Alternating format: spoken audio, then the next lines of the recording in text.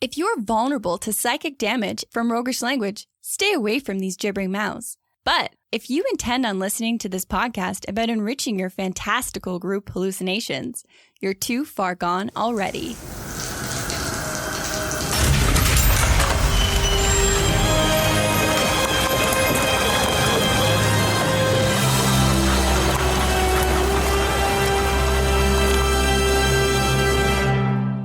Your next game is going to be collaborative, and here's why. In this episode, we find answers to who or what is a D&D duet? How do you play a game of D&D with only two people? And why aren't there that many NPCs that are married? Yes, I've seen some weird connections between NPCs, but marriage is usually not one of them. So, welcome to the Hook and Chance podcast. I'm Travis. And I'm his brother Jordan. When we actually started playing D&D, one of the challenges our very first challenge was that our DM was stretched so thin that they were literally falling asleep while DMing. Yeah, and I would give them about 2-minute breaks. And then I'd wake him back up. Yeah. And we pushed him so hard because he worked weird night shifts that just wasn't feasible. So then Jordan and I had only gotten our very first taste of D&D, and now we were hungry for it. We wanted more, but we didn't know any other DMs. And so we started DMing for each other. Out of pure desperation on road trips. We had no idea what we were doing. We didn't know the rules, but yeah, we started just trying our best to run each other through little adventures that we were making up. And without any kind of template or framework, playing a one-on-one game seemed really, really difficult. We didn't have other people to play off of, especially as a new player. Yeah. So when you don't really know how to structure a game differently, and that really kind of begs the question, again, how do you play a game of D&D without a full party? Because we see, forums everywhere. Our local Okanagan tabletop meetup group is always asking, hey, is there anyone else out there that wants to join a party, because we don't have a full party? So do you need a full party? That's the question. Well, to help answer that, we've invited the wonderfully creative and talented producers of D&D Duet to this week's episode. They're the creative team that comprises Grove Guardian Press, which produces lots of great content, including 6 published 1-player and 1DM adventures, 3 of which are a trilogy, a druid subclass, numerous creatures, and of course the blog D&D Duet, which has dozens of articles to help both the player and DM with everything they need to get rolling on a 2-player game. All right, welcome, Beth and Jonathan. Thank you so much for joining us. Thank you for having us. Yeah, thank you. So what are you working on today that we're interrupting you from? I think we're going to play Curse of Strahd later. Ooh. Or maybe with our other characters. So D&D after this. Doing some writing today, so. Nice. How far through Curse of Strahd? We just started Curse of Strahd. So in our last session, I ran Beth's character, Braceris, demon hunter extraordinaire, through kind of a modified death house opening. And so they're going to go off to the next town now. Wow. Which I'm really excited. That sounds awesome. Well, we'll definitely get into more of that. What we want to kind of start with today is first with the hero stage. We're going to get to know Beth and Jonathan a little bit more. Then we're going to go to strategy stateroom, where we're going to learn the ins and outs of playing and running a 2-person game. And then we're going to finish with Timor's Tavern, where we have cooked up a fun little game for these two, which will give us some custom married NPCs for your game. All right, let's get to the first segment. This is the hero stage, where fantastic folk have a spotlight turned to them to tell the tales of their adventurous lives.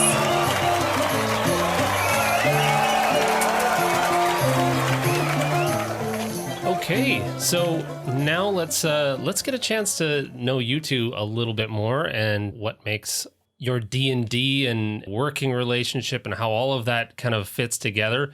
But let's start with where you two are married in real lives. It's true. So rumor has it you are married. What's the how you met story?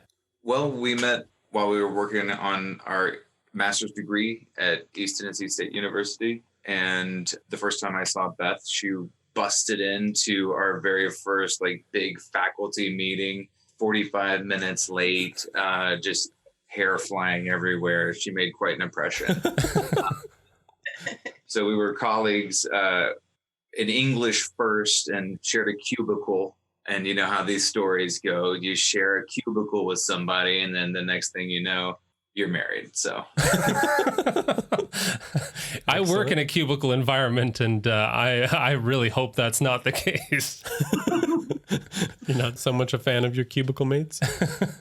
Well, there's just a few that I'm not sure I would be a good match for. You have good cubicle mates, though. It's a great way to meet your life partner. Well, that's awesome. That's really cool. So what's the elevator pitch? What is Grove Guardian? What is D&D Duet to you two? So D&D Duet specifically to us is adventures and advice for playing D&D with just two people. And so we like to emphasize world building and character-driven narratives. Cool. Nice. And where did that come from? Like, what made you guys decide to start putting that together and sharing it? So we thought it existed for a while. For a year, he kept talking about this website, rpgduet.com, which isn't a website. Just making up competition. I like it.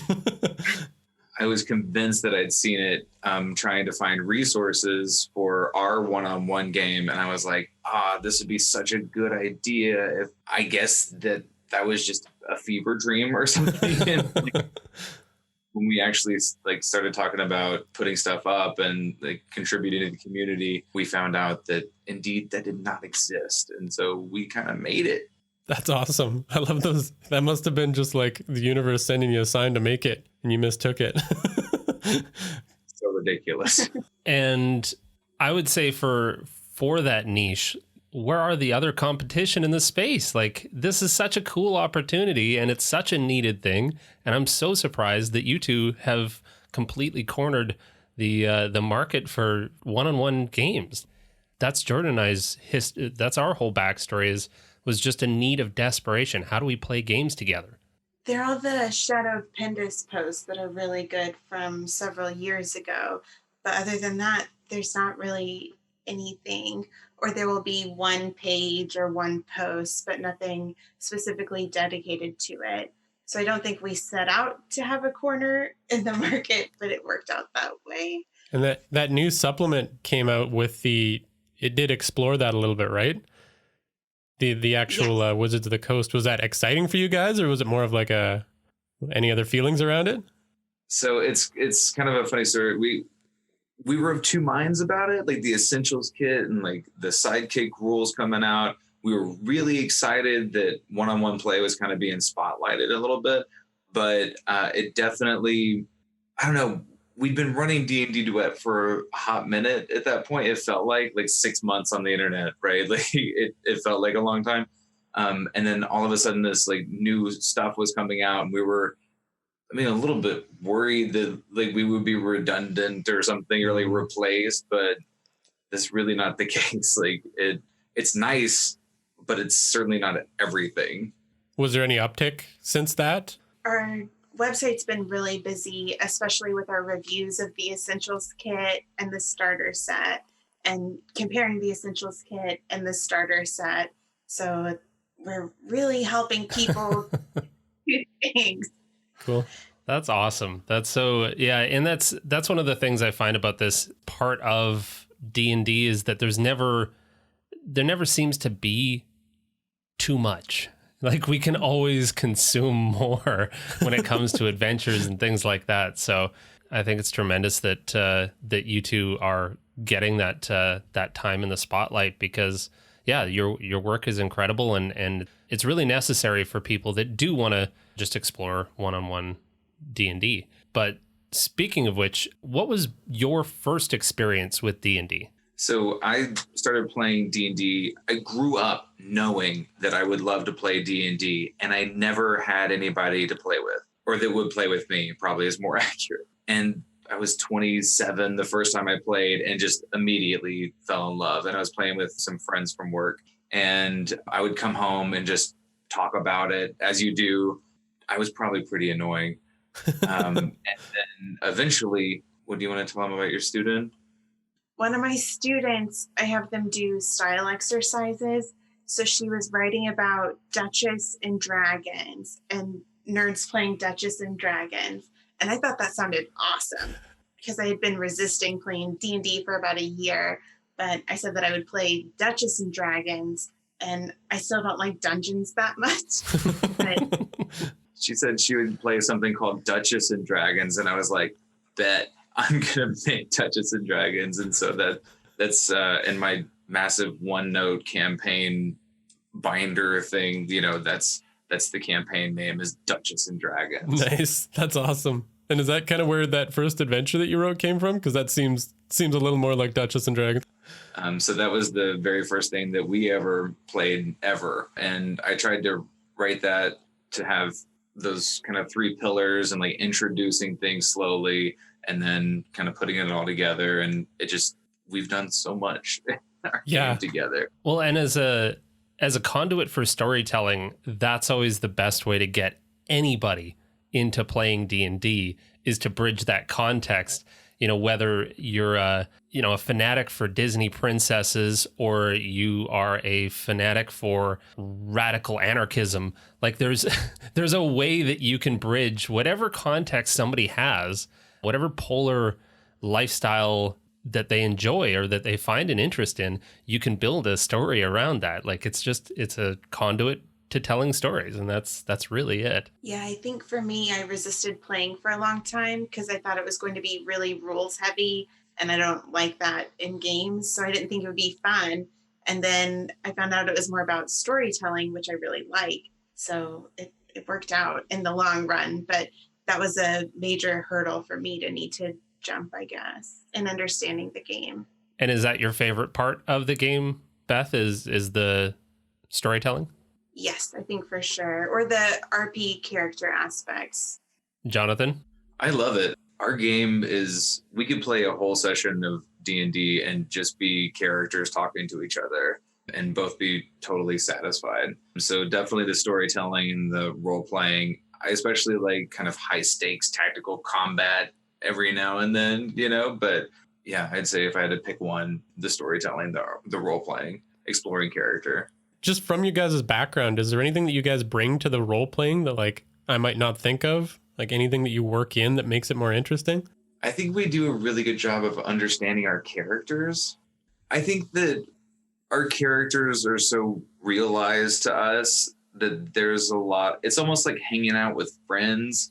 And we just made a bunch of our own friends and just hang out with them in the living room because we're cool like that. I mean, I don't know. That's how it feels to be. Like and through all of that, we get to spend a lot of quality time together and just like hanging out too. And so we don't always have like super high stakes in role playing encounters. Oftentimes we're just kind of playing and like see what happens, like we'll start with something and kind of see where it goes. And then when that's run its course, we'll change the scene. Yeah. No, I think that was fair. really exemplified in you have a video of you playing a one-on-one game, and that video that was totally exemplified. You could just see that the two of you were just having fun with those characters, and you could drag, like, for what would feel like, I think to a lot of people, kind of a dragging scene, you end up just making it feel real. You just play so well as those characters that you could just listen to that forever. I'm so glad that came through. It was really fast for us to kind of move through those things, but we didn't want anyone to be bored watching us move really slowly and carefully through all these little details.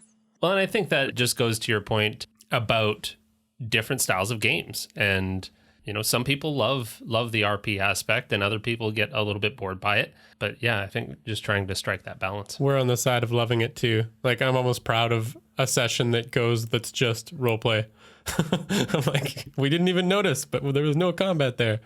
And there can still feel like there's lots of stakes, and there can still feel like there's lots of challenges. It doesn't have to be a trapped door to be a puzzle. It can be a social puzzle. It can be a social battle. Another question, how has your relationship changed since actually playing some of these games, or has it? I think it has in positive ways. I think for sure we're closer and we have these cool things to talk about and think about. There's been a lot of personal change for me with playing. I'm working on my PhD right now, which can be really anxiety inducing. And so D&D gives me something to think about and focus on that I can still control. So, okay, I have to battle this green dragon, so I need to be prepared. What spells do I want to have? What materials? What's the plan when we go in? Is a lot easier to think about than comprehensive exams. I think that, because when one person's stressed, it's going to increase the stress that the other person is experiencing. I think one of the most valuable things that D&D does for us as a couple is we get to spend so much time together in like a really fun, really creative way. Like we just sit in our living room and tell stories to each other and, roll dice, and it's just kind of amazing. And we never don't have something to talk about, like we're never the couple at the restaurant, like both on their phones, staring into oblivion, waiting for the shrimp to arrive. Like we're passionately talking. Do you remember that time when like we always have something to talk about or kind of work on and consider and stuff. And that's really unique. And I think an awesome part of the hobby. Yeah, it creates a common ground between people. And I imagine that's just as true for a couple as for anyone else. You're both English teachers, so what's your favorite topic to teach within that realm? What's top of mind? Oh my, I don't know. Like I'm all about, like my mission in the classroom is to give my students the power, and like I want them to find power in their own voice and exercising their voice through their writing. And so I get really jazzed when we get into stuff where they can like do something with their thoughts and ideas, and writing is so essential in that. I love also, of course, talking about literature and poetry and all that good stuff, but I just get really jazzed and passionate about my students finding their voice. It sounds like that might be something that carries over as a DM as well, but I think so. I Cool. never put that together before. I think that's absolutely true, with giving the character so much space to lead. For me, I focus on contemporary literature.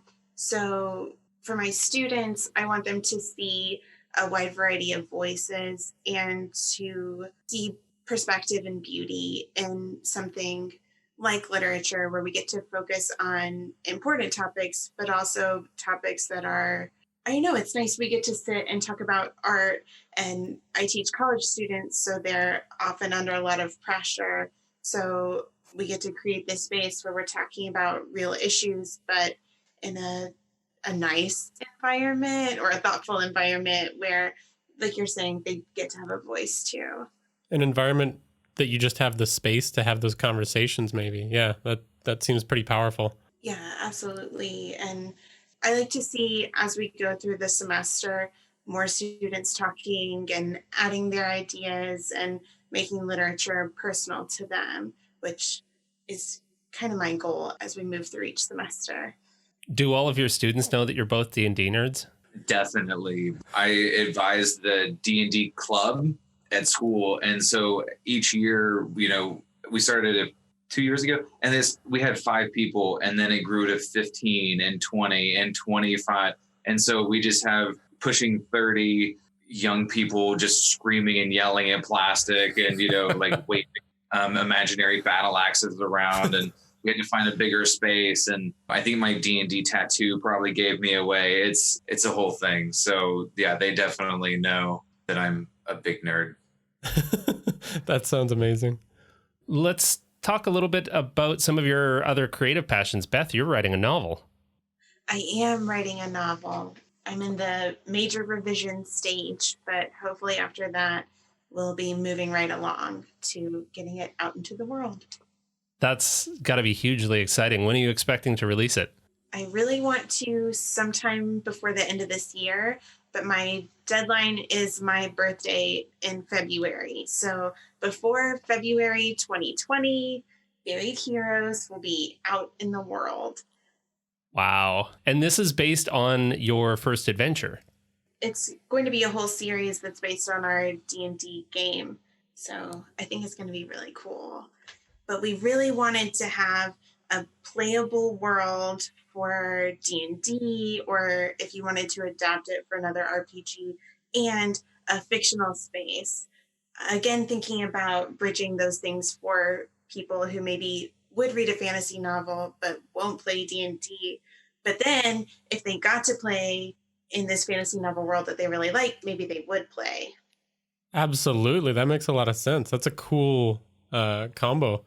How was it taking characters from a D&D game and turning them into characters for a novel? So I've tried multiple times before to write a novel, and this has been the easiest because I don't have to figure out what's going to happen because I know because it already happened. So that's been cool.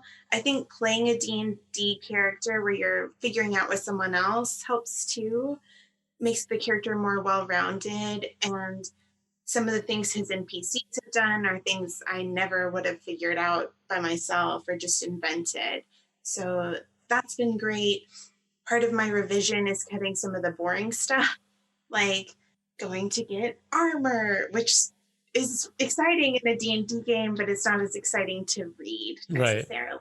Right. Yeah, fair enough. So you're saying if anyone wants to write a novel, then give all the characters to your friends and play an RPG.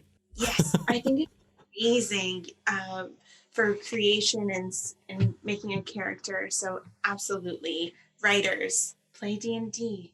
And more to that, that's why Jordan and I will probably be doing a future episode about this, but we've been actually co-DMing, just in the same way that your novel is somewhat co-written with the two of you collaborating on a story and then you making a novelization of that story. It provides another level that you yourself might not have naturally arrived at, but now all of a sudden it's this cool collaboration.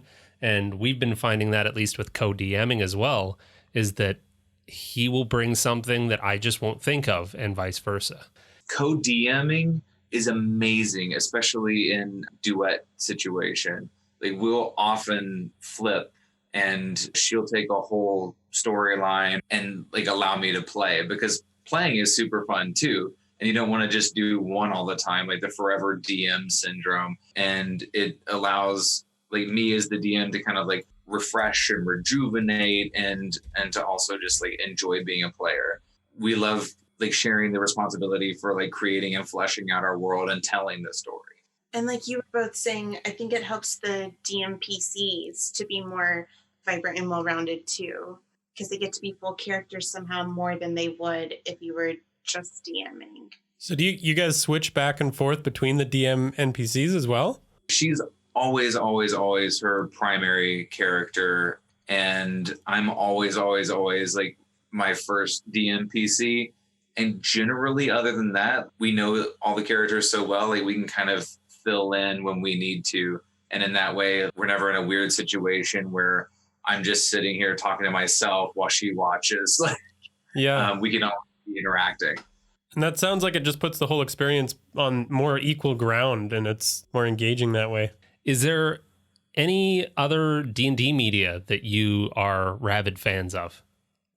I'm a crazy fan of Critical Role. I've learned so much listening to hundreds of hours of Critical Role, Matt Style, emphasizing the story development, the characters, and it just really speaks to me. And we tend to kind of a serious game of D&D, and they have fun, but generally it's a pretty serious game of D&D, and that's also the kind that we run. Yeah, I'm a critter. Yeah, absolutely. I feel like I go in phases of what I'm really excited about. So lately it's been gemstone dice, and they're so pretty, and so that's been my newest passion. For the longest time it was, what's that website? Oh, the Monsters Know blog. Keith Amon is amazing. Yeah. Yes, that was my obsession because I couldn't figure out the mechanics, or what is this person supposed to do? They're trying to kill my PC. That's not good. So that was really helpful. We actually just had a Keith Amon on the show, on the podcast. And yeah, we learned so much from just a short conversation with him. He's just a font of knowledge. Yeah, he really retains it all, and he's so easy to bring that out of, but his website is so enlightening for all those strategies. It's wild. I saw you guys had him on. I was super jealous. Oh, it looks like you guys have been talking to him lots recently too. Your guys' online presence is impressive. I want to copy you guys in that regard. It's all her. She's the absolutely so prolific in what she puts on the website, and like of such a high quality. It's incredible. So let's hop over to the strategy stateroom, where we're going to learn a little bit more about some of their practices and their tips and tricks for actually providing and doing one of these one-on-one games. This is the strategy stateroom, where inventive and cunning tactics are crafted for when they're needed most.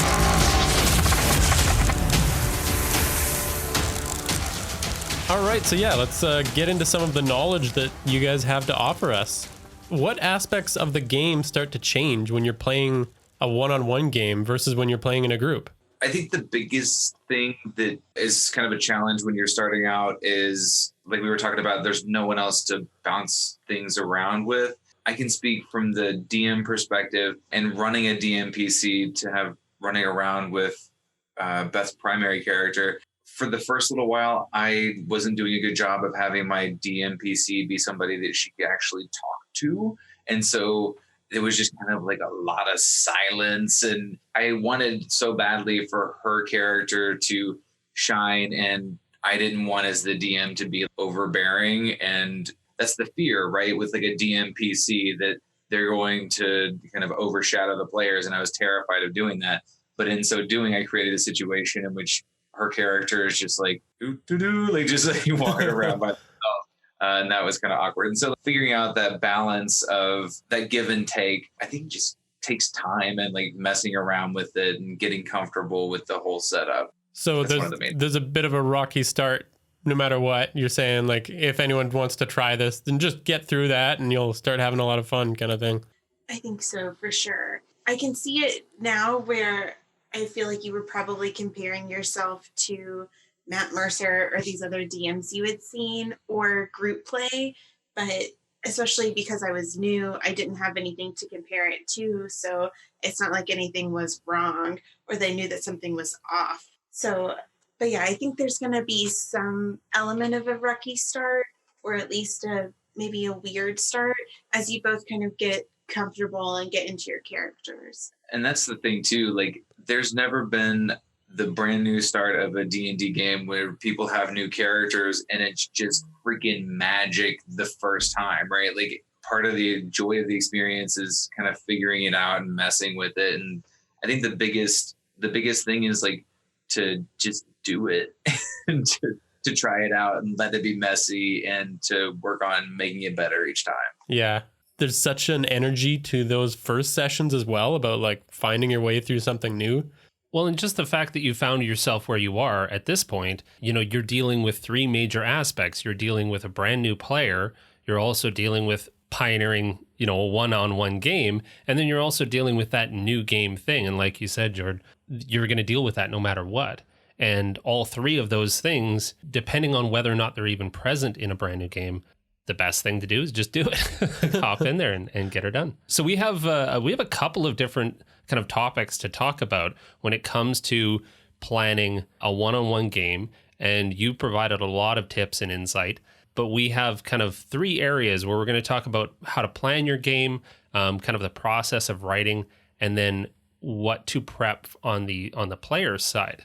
So can you tell us a little bit about how you go about planning some of these sessions? What's different in the planning of a 1v1 game versus, say, a larger game? And even if you guys are planning together, maybe a little bit about that as well. The main thing for me when I'm planning a session for a one-on-one game is that I know where our characters are, because that is the part of the game that we enjoy the most. And so not where they are like physically, but like where they are emotionally, who's thinking about what, who's worried about what, and kind of being ready for that.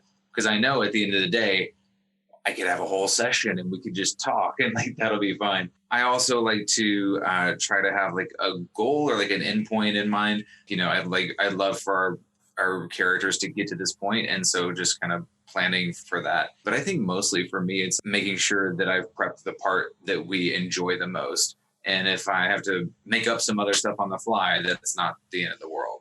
So how different is that from when you're planning our Waterdeep campaign? I think that for a Waterdeep game, I have to make sure that everybody has an opportunity to kind of like take in the spotlight. And with our one-on-one game, the spotlight's really easy. We just keep it on Beth's character. That changes the prep a lot. And so I can prep a lot more for one character than I can prep for everybody to have like a few moments in the sun. And so that I think speaks to the ability to like have really rich, developed characters, because I'm worried about everybody and their relationship to one person versus trying to manage a whole group. That sounds so nice. As a DM, I'm very excited to try. And you do like it, from what it sounds like, when you are playing in a grander game with say 5 different players, you're trying to think of like, okay, so what would the rogue want to do, and how do I work that into this game, and how do I work it into their character arc, and you're trying to balance all of those.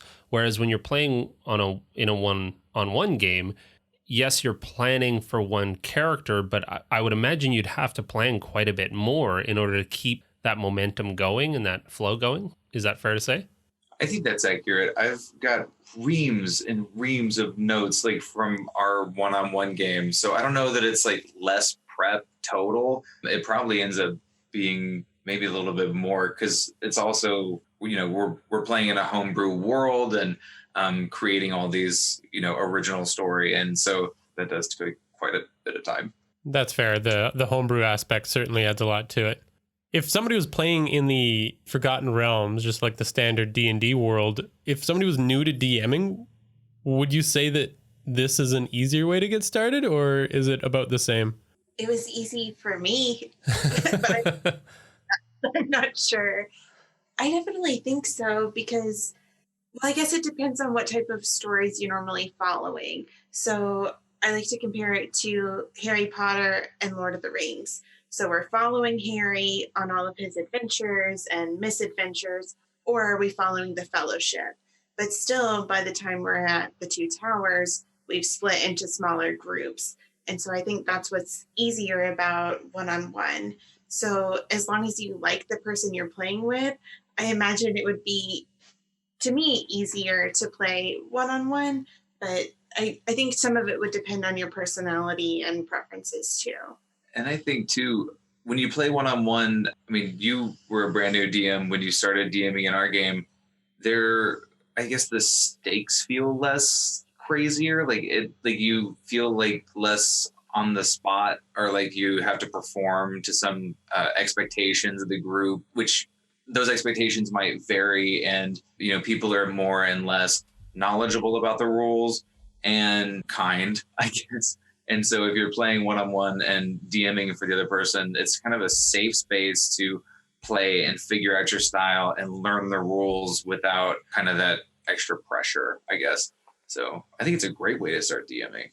That makes a lot of sense. I was actually considering that the other day, when you're usually going to be playing one-on-one with someone you're really close with and that you trust. So that social pressure is taken off almost completely, and you're figuring it out together. So, and I feel like you can say, like, as the DM for a one-on-one game, I need just a minute, and like it's less of a big deal.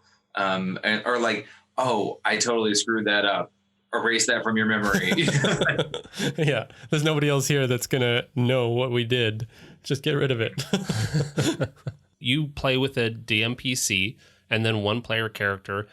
Do you find it challenging to do so without a completely fleshed out party? Are there aspects that you have to prepare for?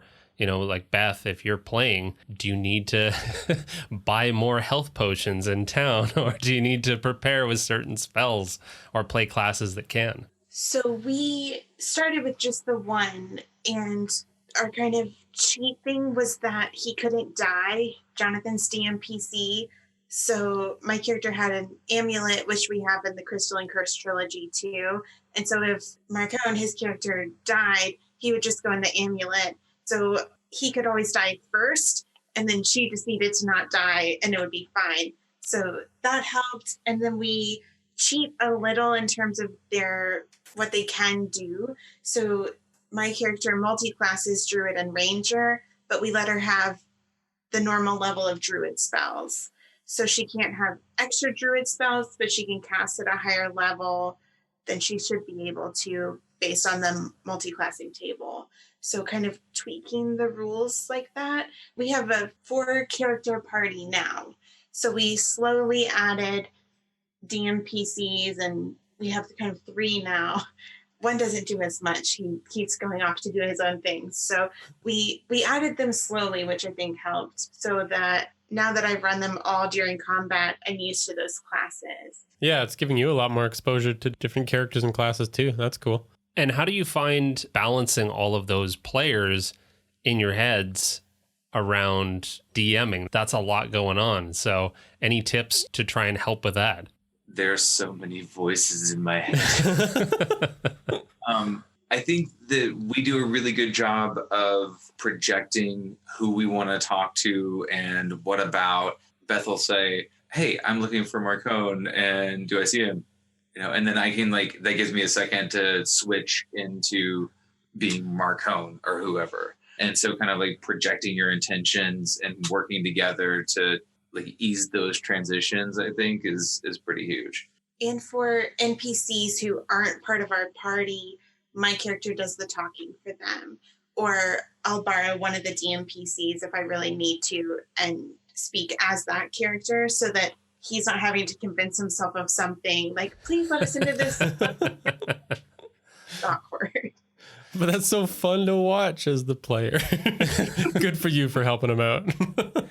Well, and that's a really good player tip. And that, that speaks to your whole reason. And the reason that you're here is being a duet, being a good player so that you can set up your DM for success and the DM can set up the player for success, and all of those, it all just is cohesive when everyone's doing what they should be or what they can do to support just a great game. Yeah, I think it's super important to know what your character wants to do and who they are and who they're becoming. So I do a lot of work. It's not always written, but at least in my head between sessions of thinking about what E. Elliott is going through, what she's wanting to see happen, how she's feeling about what's going on in the world around her, what is she interested in pursuing. And so that I think really helps. But I think part of the collaboration or the collaborative aspect of playing a duet is it's really important as the character to be doing that type of work behind the scenes too.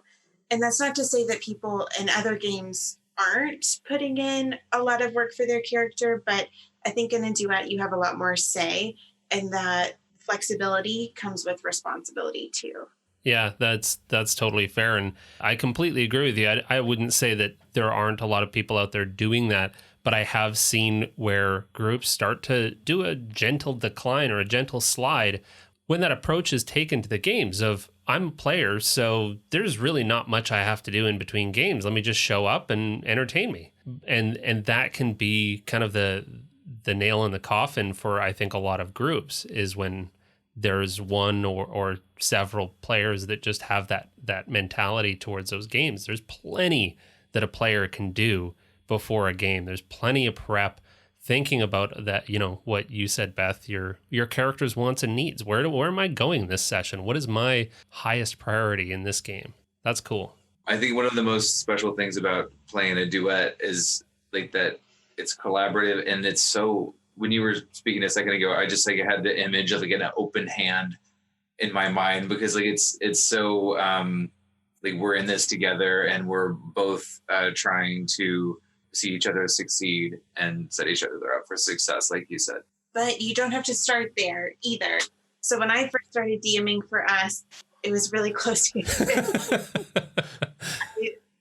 we had dream sequences and they were going to go a particular way, and he got to roll occasionally. So I worked out 3 possible scenarios, maybe, but it was really that if things had gone really off the rails, I wouldn't have known how to put them back on, and I didn't want there to be stakes. So sometimes I worry when we talk like, oh, just do this, then this will work out for you, that it seems like it just works out perfectly right from the beginning. So just in case, that doesn't always happen. You have to kind of figure out the energy between the two of you. I think that is a very common and easy way to get into playing. Like, I would certainly agree with you. That's the way I started too. Let's write a story. Sometimes the players are able to interact with my story, but I'm writing a story and this is how it's going to go. I think that's basically just the DM training wheels. And the more experience somebody gets being a DM, the more they'll open up and they'll be able to learn to trust, and they'll just gain that sense of confidence around, I know that I can still direct a story in a much more subtle way. Yeah, and trusting the players to meet you halfway too, that they're going to bring a developed, interesting character and they're invested in the game and want to see the story continue and move forward. So yeah, I think you're absolutely right. We've talked about quite a bit that I think applies to this, but is there anything else that you guys learned from being a solo player that you took back into playing in groups? I guess it still comes back to that, knowing what your character wants and letting their backstory develop as you move forward. So they're going to be more detailed and nuanced in both directions is something I've been thinking about a lot, where we just started playing Waterdeep. So I have this new character and I love her and she's so interesting and I want to ask Jonathan questions about her all the time. Running our game and DMing one-on-one has made me a better player, and that I don't know, I think it's made me a more mischievous and inquisitive player. And so since I know how things work and I'm used to kind of contributing to the story, I want to maybe push and question a little bit more, and not in a mean-spirited way, but like my character is thinking about more things to do. And so I have like a greater number of tools in my tool belt from that experience. It's helped me be more confident and comfortable as a player in a group game too, because that was really hard for me at first. I think the very first time I played was your very first session DMing Wolves of Welton. The people we were playing with, who we're doing Waterdeep with now, and they're wonderful, but they've been playing for a while. So I didn't want to be the person who was slowing the game down and having all these questions or being really awkward as my character. And everyone else seemed really comfortable, and I didn't feel that way at all. And so I think that's really helped set up for, a year and a half later playing this other game where I can be fully my character, and there's still sometimes when I'm a little nervous about it, but it's way better than... It sounds to me like the main takeaway here is that playing in a one-on-one game kind of lays bare everything, whether it's the good or the bad, the strengths and the weaknesses. And, until you kind of get a chance to really look at that, you can see where you fit within a group setting.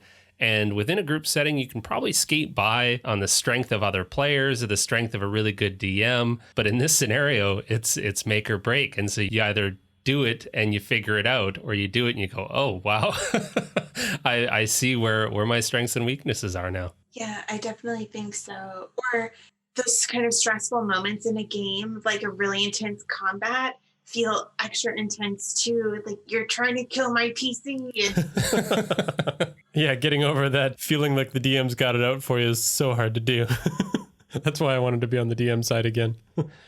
Well, that's super helpful. And I know that you have lots of tips and tricks on your blog too, which we love reading, because it just has a lot more of those insights into just how to run a great one-on-one game. But let's move on to our third and final segment, Timora's Tavern. Welcome to Timora's Tavern, where absurd games of fortune and skill are played for the amusement of all.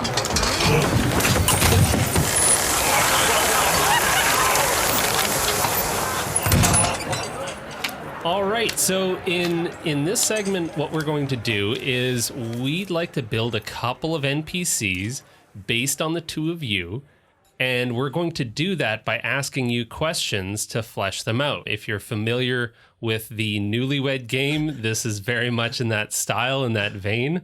So you'll be answering some questions on the behalf of your partner to flesh out the character. Let's kick this off. All right, so Beth, Jonathan's style, might, magic, or guile? Might. Might. Oh. Okay. Going in brawny. And Jonathan, the same question to you for Beth? Magic. Magic. Okay. What background? Would be the starting point for each other's characters. If you could mix sage and performer, that's what I would give you. I don't know if that works or not. Oh, absolutely. We'll make it work. No rules to this. That's really good stage for Beth as well. Sage, yeah. That makes total sense. And really that works great for these two NPCs that we'll be building for the two of you. If goblins are attacking the town, what's the first weapon that you reach for? I feel like you would have one of those two-handed swords, the really big ones. Like a big claymore. Yeah.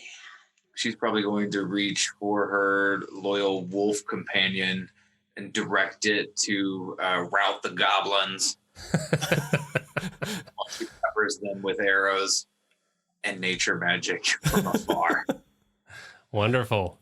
What about race? If the real world versions of you, what fantasy race would you end up being? Oh, she would be a half elf all day and tomorrow. She is. Have you ever been anything else, Beth, on purpose? No, well, my character right now for our Curse of Strahd game is Braceras, human or something. But I like half elves so much more. I just got to know, what speaks to you so much about half elves? I like that they're somewhere between human and something else. So there's that contemplative aspect to them that is kind of farther reaching and questioning the limits of what their humanity might be. So kind of having a longer perspective, but a super long perspective or 1,000-year perspective is still going to be out of reach for them. And so there's this incredible knowledge that I feel like elves would be able to attain over this long, luxurious life that half elves aren't going to have, but they still have more time than humans do. Cool. No, that makes sense. Okay, and what's Jonathan? Do you want to be a half elf with me?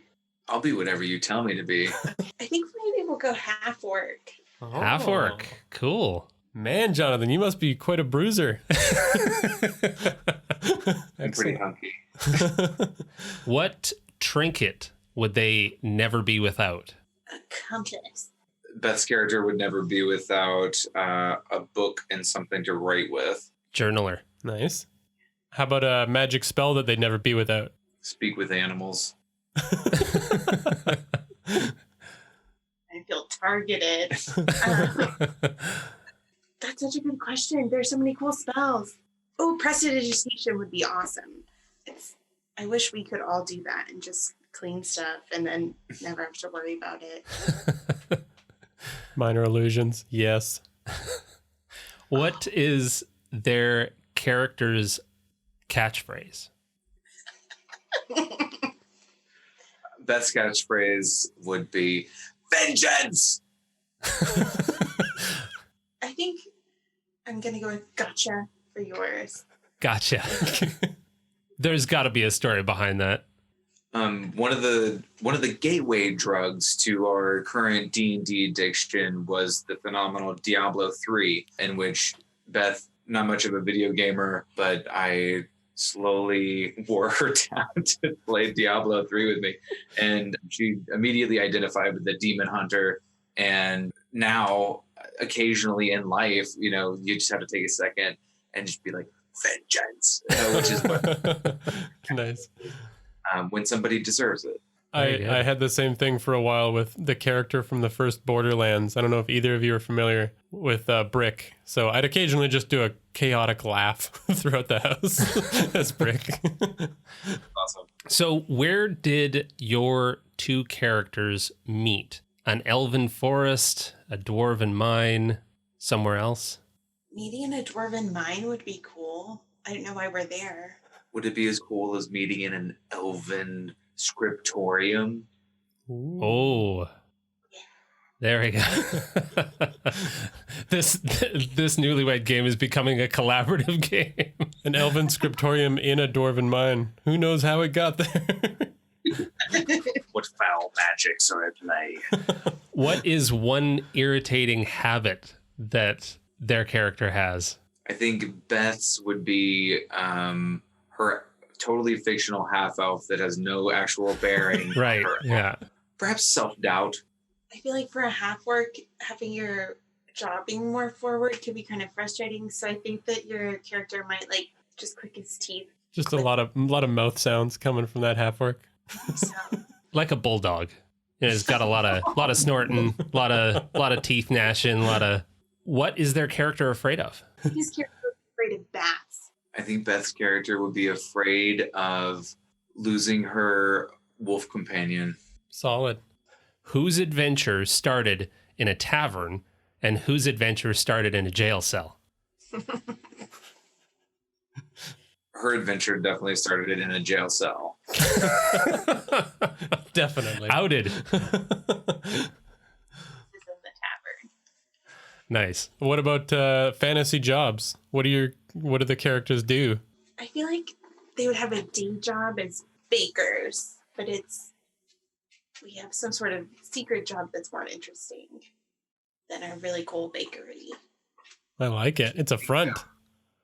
Yeah, Beth's character would be a rare ingredient collector, and some of that would play into the bakery. And she'd also have to, of course, obtain exotic goods for customers. This is a campaign. We're ready to go. Absolutely. And your character helps procure some of those rare ingredients, Jonathan. Thank you for your help. You're That welcome. sounds awesome. What's their greatest character strength? For your half orc, I think maybe he's very persuasive. I think Beth's half elf would be incredibly intuitive and insightful, and just like sees through people. Nice. Nice. Really high insight. That's a good combo. What rare monster meat do they love to eat? Here. Oh, nice. I think Beth's half elf has acquired a taste for scrambled harpy eggs. Not sure if that sounds delicious or terrifying. She hates it but loves it. What about their character flaw? I feel like it would be hard as a character surrounded by possible adventures, that kind of balance between when you're adventuring and when you're not. So maybe that would be the flaw of the patience or balance between when things are really exciting, being in that moment and focused on that, versus when things are kind of dull and not just looking forward to the adventure. Because that's something you're really good at in real life, but I think we can make that a character flaw. Nice. I think Beth half elf is. How are you flawed? Perfect. Let me think about this.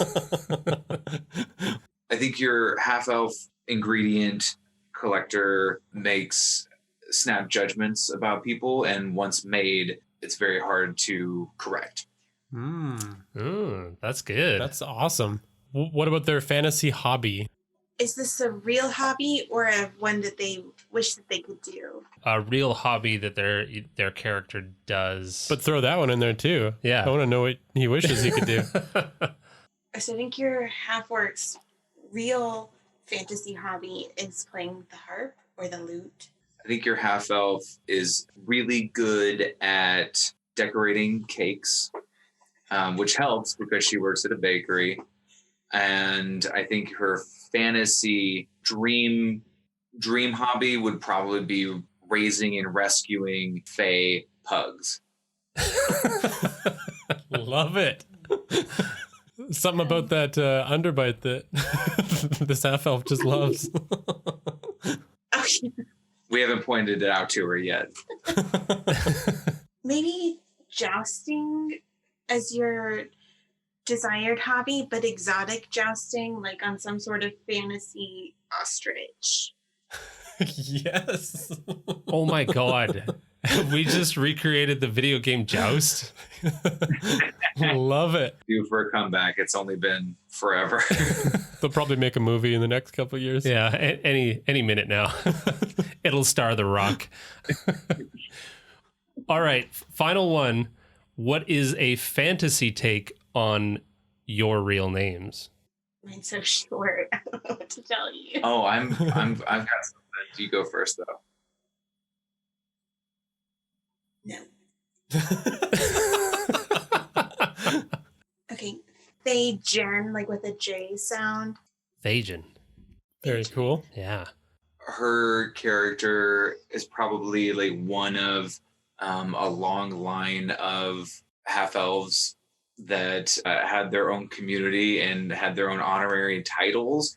And so she would be referred to as Katharina Eastbrook. Excellent. Sounds properly half elven. Dynamic duo. I can't wait to see how that all comes together. That's great. They sound awesome. I love those questions. Those are really cool. And this, we're playing D&D later, and I haven't had time to prep NPCs, so guess what? Yes, that's awesome. Well, that was a perfect way to kind of wrap this episode. So we'll have those NPCs available for download, of course, on our Patreon, where you can find the fleshed out versions of both of those. You can find Beth and Jonathan's work at groveguardianpress.com and dndduet.com. Anything else coming up, you guys? We're going to be in a bundle, Sidekicks of the Realms, with 4 other creators and their sidekick titles. So our 2 adventures, our 2 newest adventures, and 4 collections of sidekicks. I think it's going to be really cool. And hopefully we'll have a new adventure at the end of the month, but I'm not positive. Working on it. Cool. There's a lot of spinning plates, it sounds like. So, And of course, be on the lookout for Buried Heroes in February or sooner. Yeah, I'm super excited about that. Looking forward to that book. first day, count us as readers. So yeah, the rest of your modules, you have fantastic modules, and all of those can be purchased from the DMs Guild. There's some excellent pay what you want options if you just want a little bit of a taster of their work.